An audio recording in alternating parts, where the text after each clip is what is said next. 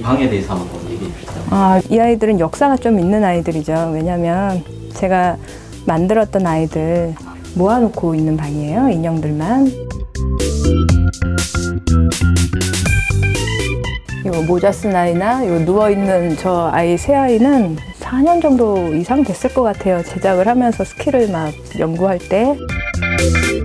얘는 미니 사이즈라고 보시면 될 것 같아요. 발그레한 느낌이 좀 더 진하고요. 요 아이 같은 경우에 진주, 그 응답하라에서 그 진주, 아역 배우 진주를 보고 만들어 보고 싶은 그런 욕심에 했는데 많이 닮지 않았지만 그래도 애착이 간다고는 그런 느낌이에요. 애착이 가는.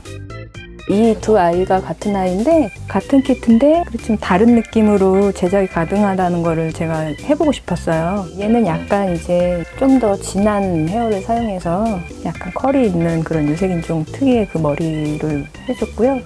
얘는 약간 짧으면서 보이시한 느낌의 여아일 수도 있고 남아일 수도 있어요. 왜냐면 성별 구분이 안 돼 있으니까 의상을 입힐 때마다 여아이기도 하고 남아이기도 한 그런 중성적인 느낌으로 아기를 좀 제작을 해봤어요. 제일 오래된 친구와도? 처음 제작했던 아기가 있어요. 네.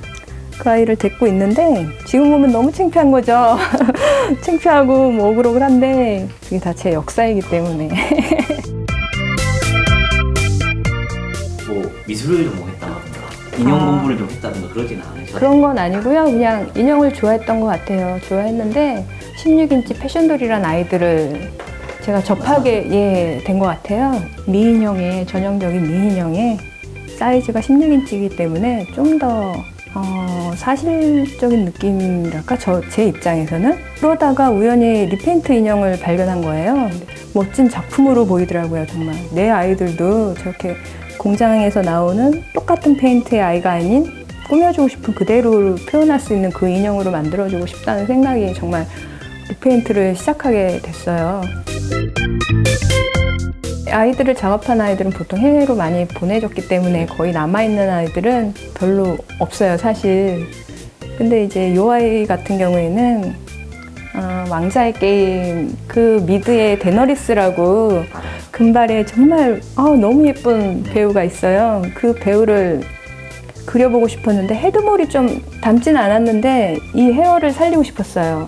그 금발, 백금발 같은 그 금발을 살리고 싶어서 리페인트를 해주고 의상을 입히고 그리고 펌을 해줬죠. 펌을 직접 한 거고요. 요즘 많이 좋아하시는 저쪽에 베이비돌. 네. 눈이 많이 커서 제작할 때 좀 재미있다고 해야 되나요? 저스티스 리그의 주인공들이라고 해야겠죠? 리페인팅한 케이스고요. 아직 저쪽 슈퍼맨이나 요 배트맨 같은 경우는 제가 작업을 하다가 수염이랑 뭐 이제 피부톤 정도만 올려놓은 상태예요.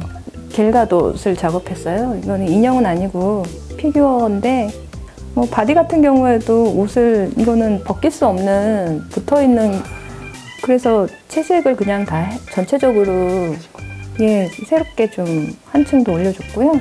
머리 같은 경우에도 플라스틱이더라고요. 그래서 헤어를 그냥 가발을 부착을 해버렸어요, 제가. 근데 리본돌은 그냥 요런 상태.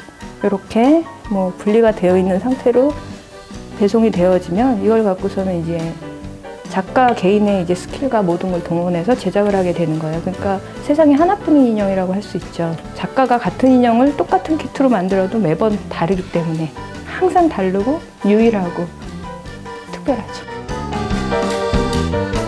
얘 같은 경우는 엘라라는 이름의 키트였는데 뭐 리본돌이 원래 그렇긴 하지만 좀 더 사실적이고 좀 더 리얼했으면 좋겠다는 그런 게 있기 때문에 이런 혈관을 칠해주기도 하고 그리고 헤어 자체도 이제 사람의 모공처럼 빈틈이 없이 진짜 머리 같네요, 진짜. 네, 그 느낌 살리려고 굉장히 좀 노력을 한 아기고요. 그다음에 손톱, 반달무늬 뭐 이런 거 손톱 끝에 손톱 팁 같은 것도 다 표시가 되어 있고요.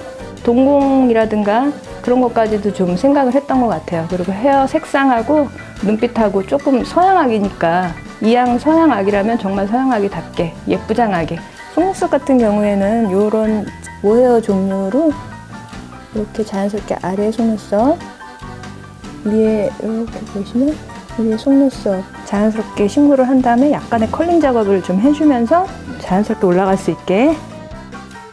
이 안쪽 같은 경우에도 명암이 있기 때문에 좀 더 짙은 색으로 혀나 그 안쪽 부분까지 채색이 되고요. 조금 작지만 토들러 같은 느낌이 나게 제작을 하게 된 아이예요. 그런데 우연히 이제 약간 좋은 소식은 상을 탔다는 거고요. 어떤 상이었어요? 해외에 이제 그 리본 작가들이 이제 모여있는 길드인데 거기서 이제 달마다 아티스트를 이제 선정을 하는데 거기에서 좋은 결과가 있어서 건담도 하셨다고? 작품이랄 것도 아니고 그냥 3번째 시도? 오랫동안 뭐 리페인터로 오랫동안 하다 보니까 리본들도 그렇고 이렇게 건담 도색에 응용이 되더라고요. 그래서 자연스럽게 그냥 첫 번째 있던 아이는 핑키핑키하죠. 깨끗하게 해주고 싶은 마음에 붓도색을 해준 것 같아요. 근데 생각보다 재미있더라고요. 칠하는 게 다 재미있는 것 같아요, 저는. 요 옆에 아이, 닉디아스. 요 아이를 2번째로 이제 채색을 하는데 욕심이 나기 시작하네요, 여기서부터. 이 아이는 그냥 맥스식 명암도장법인데 손으로, 붓도색만으로 지금 도색을 한 아이예요. 3번째 아이고요. 이제 제가 할 수 있는 인형들과 건담과 이렇게 조화를 좀 이룰 수 있는 작업, 그런 거 한번 해보고 싶어요. 좀 2018 GBWC에서 아니, 그냥 문턱에만 있을 것 같아요. 그냥 그럴 것 같아요. 채색은 어떤 걸로? 제네시스 페인트라고 하는 흰색 페인트예요. 오븐 내서 건조되고 유착이 되는 과정이 반드시 필요한 페인트라고 보시면 되고요.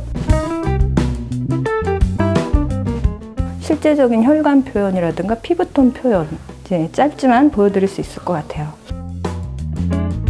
이거는 그냥 코스메틱 스펀지예요. 조색된 물감으로 아주 묽게 여러 번 작업을 들어가시는 게 좋을 것 같아요. 이 상태로 마른다고 제네시스 페인트는 굳지가 않는 그런 특징을 갖고 있기 때문에 이거는 이제 블렌딩으로 좀 뭉침이 없게 블렌딩 작업을 꼭 해주는 편이고요.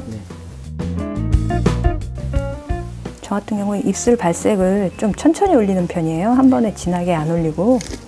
지금 저 같은 경우에는 이제 살짝 초벌 칠을 좀 해주는 편이에요. 정맥이 푸르게 비치죠. 사실은 붉은 피인데 피부색과 겹쳐지면서 이런 푸른색이 보이는 거거든요. 그걸 표현하기 위해서 붉은색만이 아니라 푸른색도 들어가요. 그래야 자연스럽게 사람의 피부 안에 있는 모든 구조가 얼뜻얼뜻 비치듯이 똑같은 느낌으로.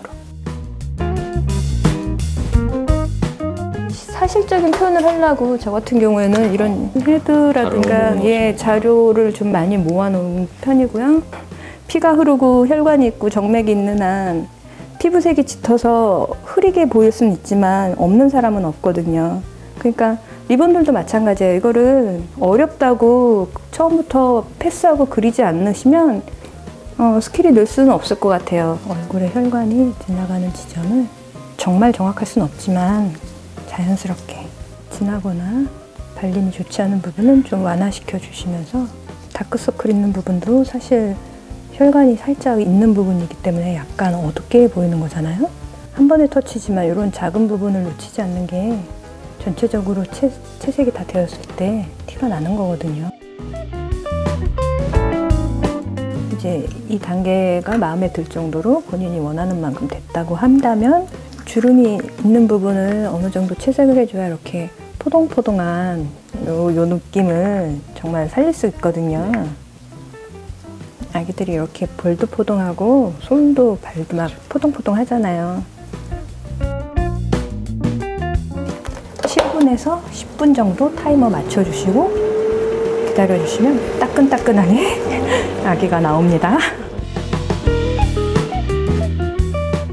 이 작업이 30회 이상, 20회에서 30회 이상 간다고 생각하시면 이렇게 변화가 오는 거죠.